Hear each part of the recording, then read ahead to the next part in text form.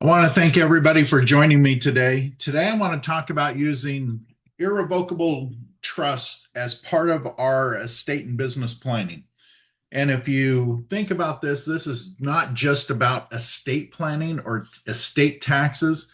It's about so much more that can be part of our legacy plan.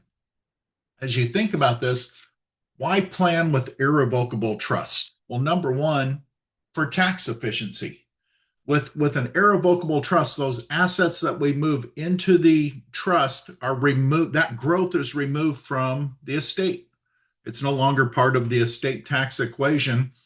And so we're freezing or shifting that growth away from the estate into the trust. Now, you want to coordinate this with your basis planning and make sure this is done intentional, because at death, those assets inside of the trust are not going to get a step up in basis. So it can create some very good tax efficiency from an estate perspective, because that asset is now growing outside of the estate tax equation and is managed inside of the trust, of course.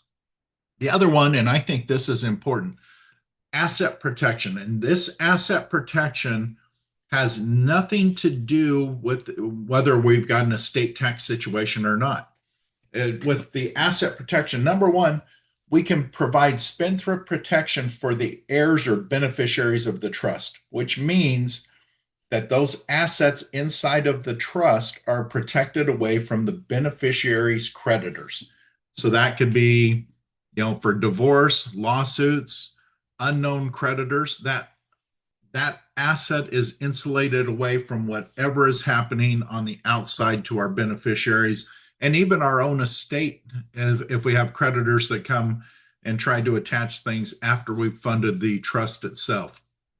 The other one I like is we get to control the distributions without control risk. So those, as we set up the trust, if we put the thought into the trust, how do we want to distribute assets to our heirs? When do we want to? And there again, if the assets are held within the trust and not distributed, we've got that long-term asset protection for all of our assets that are part of the trust planning. Finally is legacy control. We're going to be able to put governance and guardrails, not handcuffs. We can put those guardrails onto the trust itself. So let's think about this. If we have special needs situations, or we have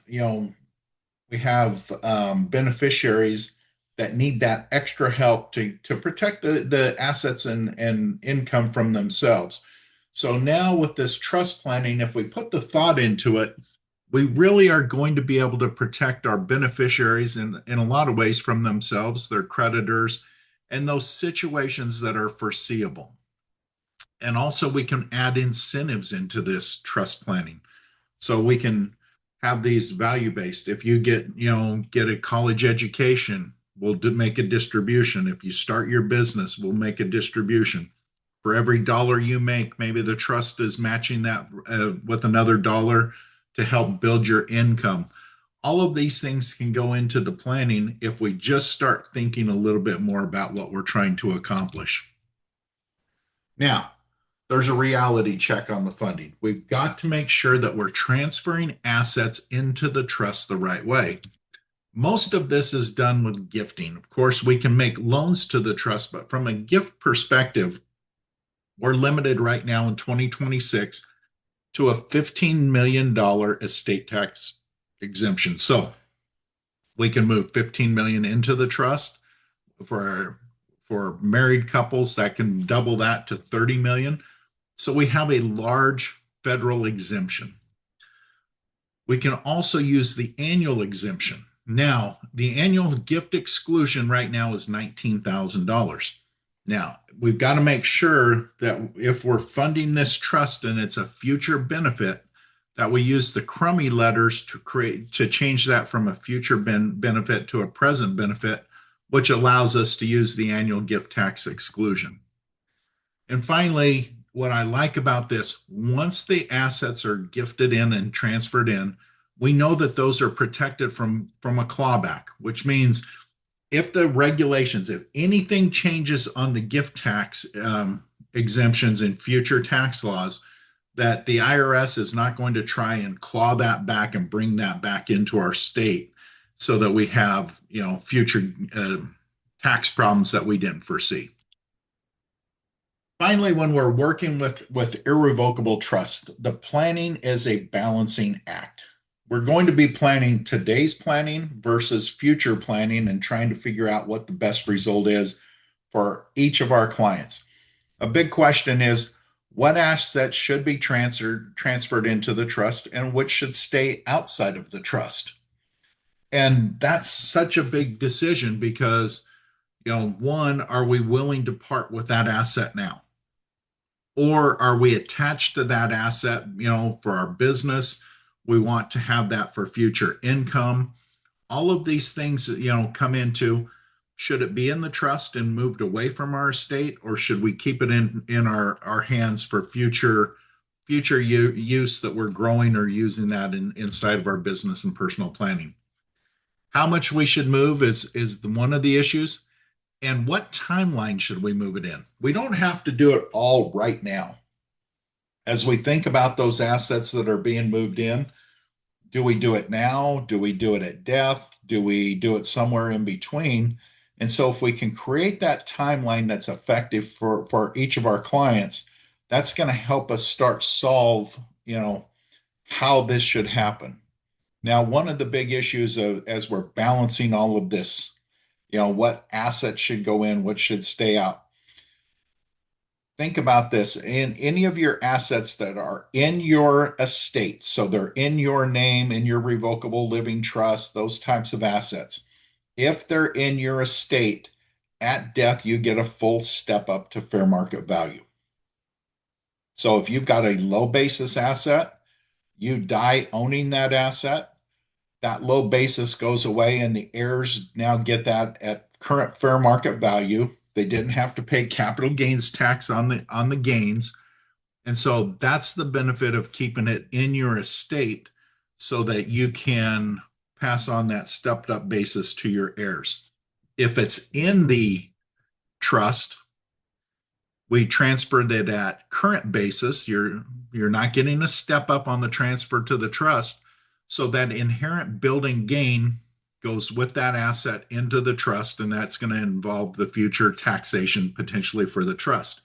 So we're trading off the basis step up for estate tax planning and asset protection. So we just have to, there again, have a balancing act. What's the right answer? The other thing we have to look at is cash flow and access during lifetime. When we're moving assets into the trust, we can set this up. So I can set up a trust for my spouse so that she can access that trust during my lifetime and her lifetime so that she can access income and principal. So it's out of my estate, out of her estate, but she still has access to that for the income and principal that she needs during her lifetime. I can't touch it as the grantor of the trust. I move it away. I cannot have incidents of ownership, which means too much control over that asset. So the IRS deems that's part of my estate because I kept too many strings to control that property. I've got to give it away and in essence, walk away. It's no longer mine and I can't control it. But my spouse, if I do it right, she can access it during her life. And finally, when we're thinking about this, as we set up the trust, part of this balancing act, making sure we have the right trustees, we have the right language and distribution standards in there. We might add a trust protector to be able to make some minor changes to the trust. All of this, part of that balancing act, is making sure that we put the right people in place, the right terms into the trust, so that we're comfortable as we move those assets in and move those away from our estate, that it's protected, but it's being run the way that we would like it to be. So if you think about irrevocable trust, it's more than just tax. It's creating control, protection, with the intent to make sure all of this happens in an orderly fashion. So I appreciate everybody getting on today. If you have questions, reach out. If not, we'll talk again next week. Thank you.